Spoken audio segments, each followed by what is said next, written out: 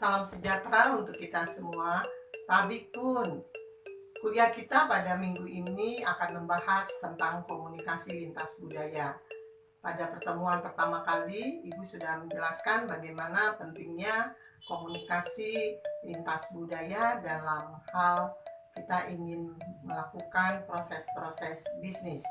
Maka tujuan dari perkuliahan kita hari ini supaya mahasiswa dapat memahami dan dapat menerapkan berkomunikasi dengan beberapa pihak yang memiliki budaya yang berbeda dengan budaya kita.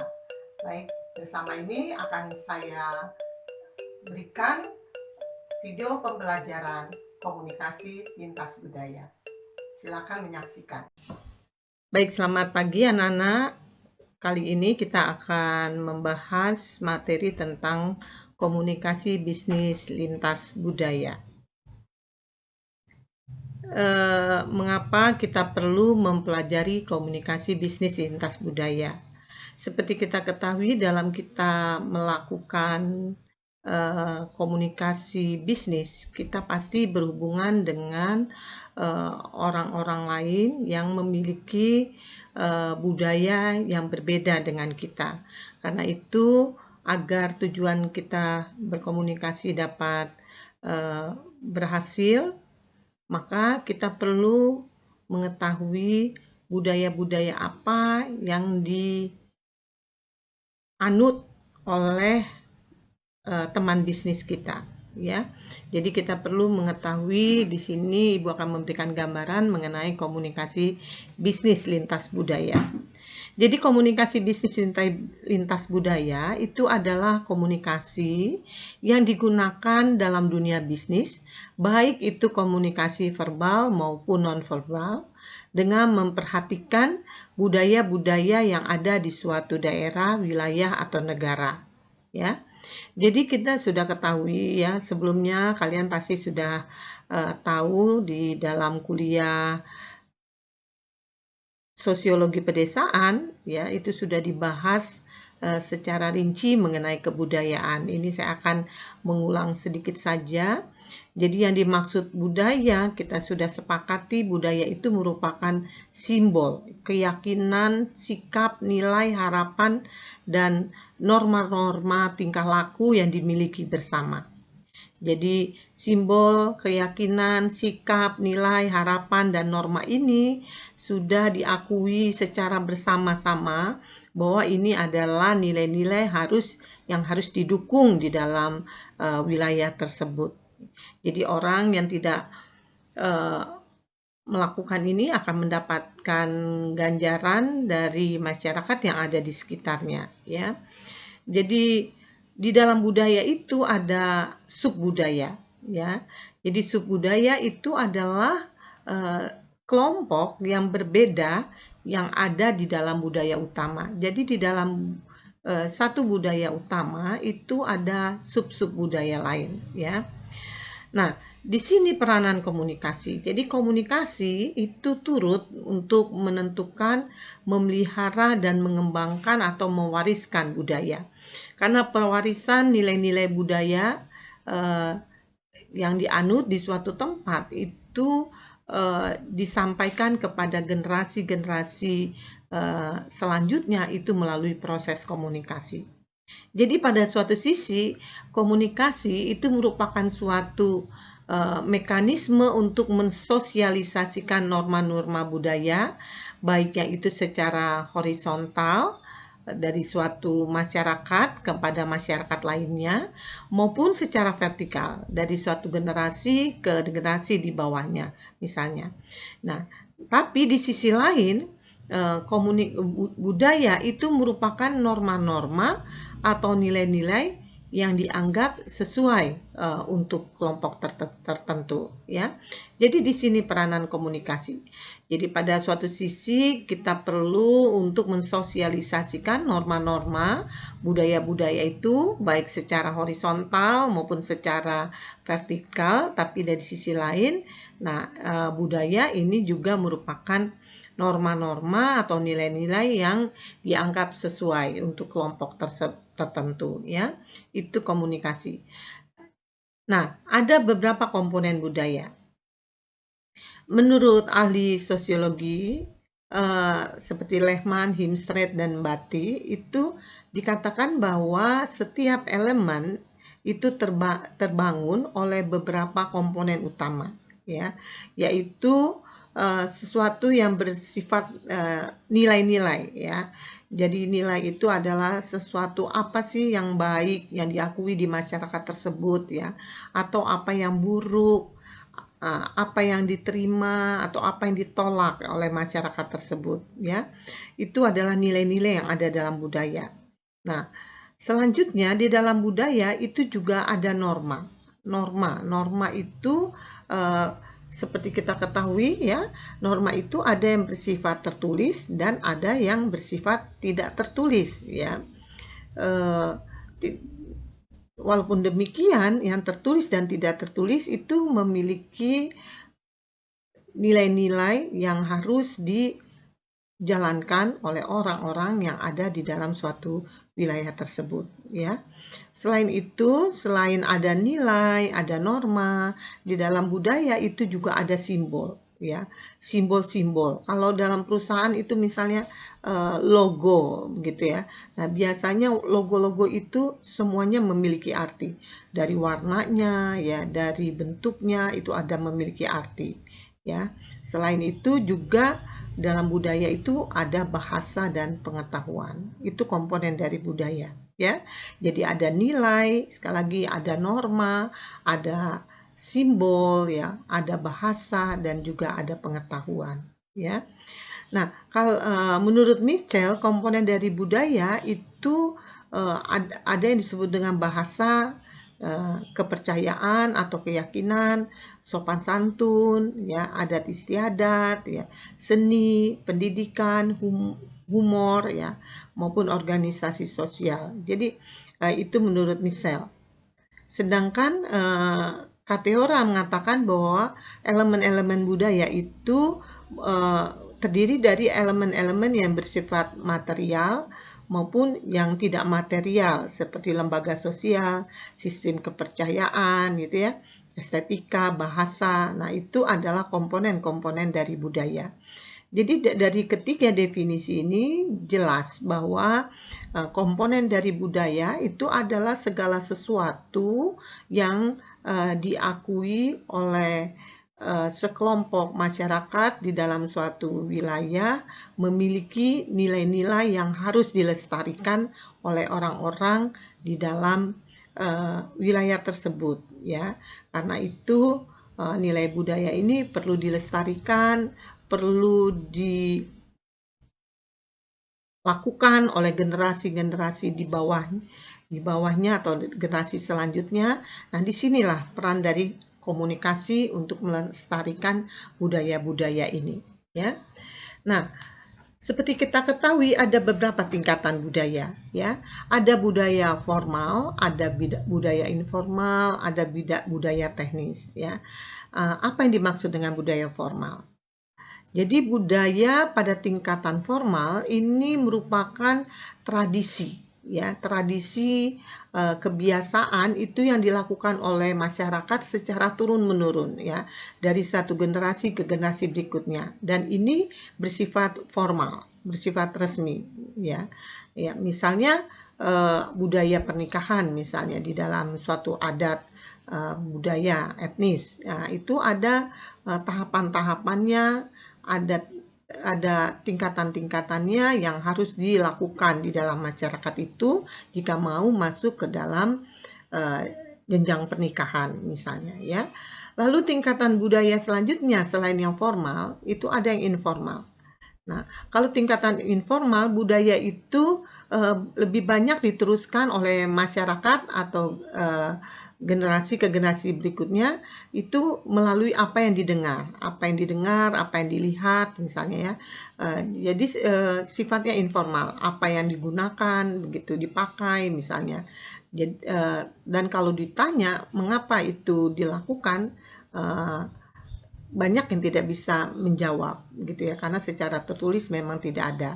Jadi itu bersifat konvensi ya. Jadi peraturan yang dilakukan secara terus-menerus oleh suatu generasi dan dianggap memiliki nilai-nilai positif sehingga dia dilanjutkan ke generasi selanjutnya ya. Nah, tingkatan budaya yang ketiga adalah budaya teknik ya, teknis ya. Jadi pada tingkatan ini bukti-bukti atau aturan-aturan itu sangat penting, sangat diperlukan ya. Baik, tingkatan budaya yang ketiga adalah tingkatan teknis. Kalau pada tingkatan ini diperlukan adanya bukti-bukti dan aturan-aturan tentang budaya itu. Jadi yang terpenting dalam tingkatan budaya teknis adalah bukti-bukti dan aturan. Kalau dikatakan bahwa ini harus dilakukan, itu tidak boleh dilakukan, itu harus ada penjelasannya. Mengapa harus dilakukan dan kenapa tidak boleh dilakukan. Ya. Jadi pada tingkat formal misalnya budaya itu, dalam hal pembelajaran budaya itu mencakup pembelajaran bagaimana pola perilaku. Sedangkan pada tingkatan teknis itu lebih ditekankan pada aturan-aturan yang disampaikan secara logis dan tepat ya. Itu. Nah, sekarang mengapa kita perlu mengenal perbedaan-perbedaan budaya dari suatu tempat? Yang pertama karena ada alasan nilai-nilai sosial. Jadi nilai sosial yang ada di suatu wilayah itu berbeda dengan nilai sosial di wilayah lainnya. Sebagai contoh, secara umum misalnya orang-orang Amerika itu berpandangan bahwa uang itu akan mengatasi semua masalah. Jadi kekayaan yang diperoleh dari usaha sendiri itu merupakan sinyal superioritas dari seseorang. Jadi seseorang dikatakan hebat jika dia memiliki uang yang banyak dari usahanya sendiri. Dia bekerja keras lebih daripada yang tidak bekerja keras itu memiliki nilai superioritas sendiri. Ya, tetapi di Indonesia itu beda. Ya, di Indonesia khususnya di daerah pedesaan justru mereka sangat menjunjung tinggi nilai-nilai kebersamaan, misalnya dengan gotong royong. Nah, itu yang tentang nilai sosial. Yang kedua adalah tentang peran dan status. Jadi, budaya itu menuntun peran yang akan dimainkan oleh seseorang, ya, berdasarkan statusnya, ya. Misalnya siapa yang berkomunikasi, lalu apa yang dikomunikasikan, lalu siapa yang menerima pesan, menggunakan saluran apa. Nah, itu penempatan peran seseorang berdasarkan statusnya.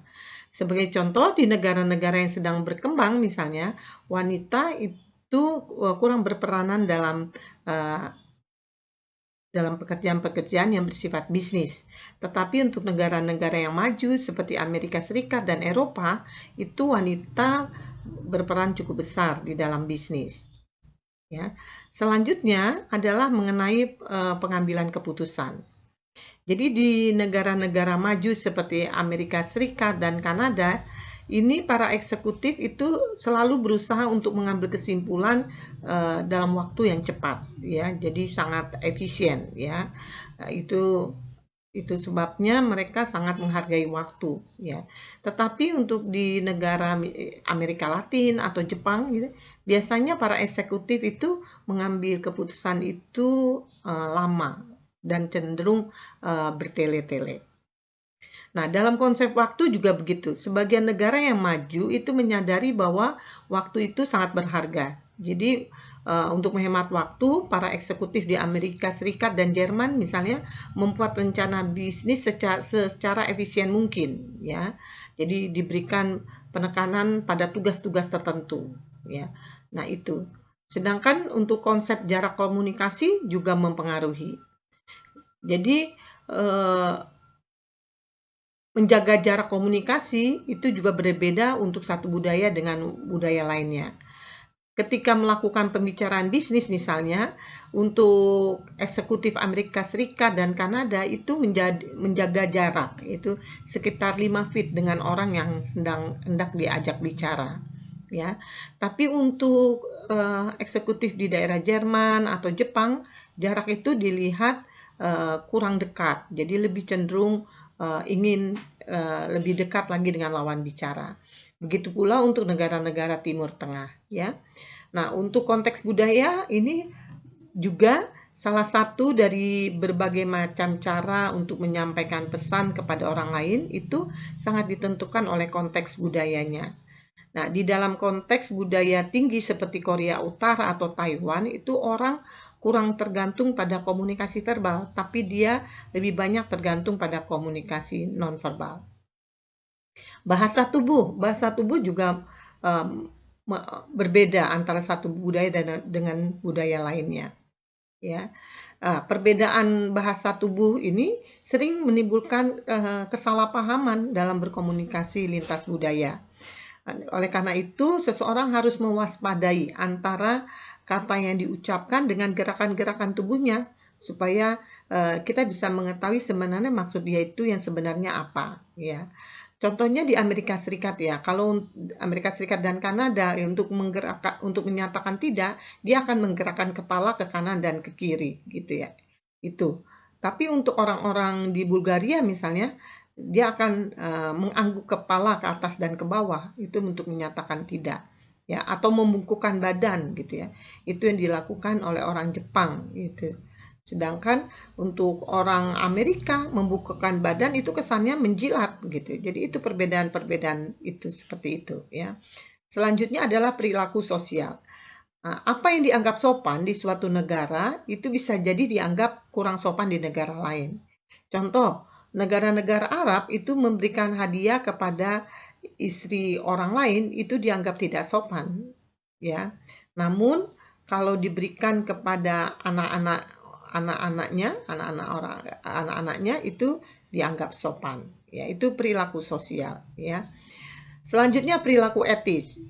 Nah, jadi apa sih yang menyebabkan sesuatu dikatakan etis atau tidak etis? Itu juga berbeda antar negara. Di beberapa negara, perusahaan diharapkan membayarkan sejumlah uang secara resmi untuk persetujuan kontrak dengan pemerintah. Nah, pembayaran tersebut dianggap sebagai suatu hal yang rutin. Namun, di negara Amerika Serikat dan Swedia misalnya, hal tersebut dikategorikan sebagai bentuk suap, ya, sehingga dia tidak etis dan ilegal, gitu. Tapi kalau untuk negara-negara Amerika itu tidak, ya. Nah, juga tentang perbedaan budaya perusahaan. Perusahaan memiliki budaya-budaya sendiri. Nah, itu juga berbeda. Nah, budaya organisasi merupakan cara perusahaan untuk melakukan sesuatu. Dengan kata lain, budaya organisasi mempengaruhi cara orang bereaksi dengan orang lain, ya. Dia juga dapat melihat bagaimana pekerja melakukan tugasnya, bagaimana mereka menafsirkan dan bereaksi satu sama lain, dan bagaimana mereka memandang suatu perubahan, ya. Nah, ini contoh, misalnya pada saat kita juga melakukan perjalanan ke suatu negara, ya. Contoh di Spanyol, ya. Kalau orang berjabatan tangan paling lama itu antara 5 sampai 7 ayunan.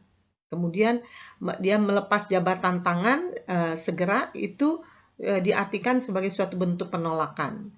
Nah, kalau di Perancis orang berjabatan tangan cukup hanya sekali ayunan atau gerakan saja, gitu. Juga kalau di negara-negara Arab itu jangan kita memberikan hadiah minuman-minuman yang bersifat alkohol misalnya. Lalu di Pakistan atau negara-negara yang mayoritas penduduknya muslim itu, jangan heran kalau di suatu pertemuan bisnis mereka tiba-tiba minta izin keluar untuk menunaikan ibadah sholat, ya, karena setiap muslim itu wajib sholat 5 kali, ya, sehari misalnya. Lalu kalau kita juga bisa dianggap menghina tuan rumah jika kita menolak tawaran makan misalnya atau minum atau setiap bentuk kebaikan-kebaikan yang dilakukan di negara Arab. Jadi kalau di negara Arab orang menawarkan minum, makan atau kebaikan lain itu harus diterima. Kalau tidak diterima itu dianggap tidak sopan, menolak, menghina, ya. Nah, tapi juga kita diminta juga jangan cepat-cepat menerima segala bentuk tawaran karena kalau kita mau menolak, kita harus menolak dengan cara-cara yang sopan seperti itu. Demikian anak-anak video pembelajaran dari perkuliahan pada minggu ini yang bertemakan komunikasi lintas budaya. Kami mengharapkan setelah menerima dan mendengarkan video pembelajaran dari komunikasi lintas budaya, kalian bisa memahami, bisa berkomunikasi dengan baik dengan orang-orang yang memiliki budaya yang berbeda dengan kita untuk pencapaian tujuan bisnis yang kita lakukan. Selamat pagi, selamat memahami lebih detail lagi di rumah dengan tugas-tugas yang ada. Terima kasih.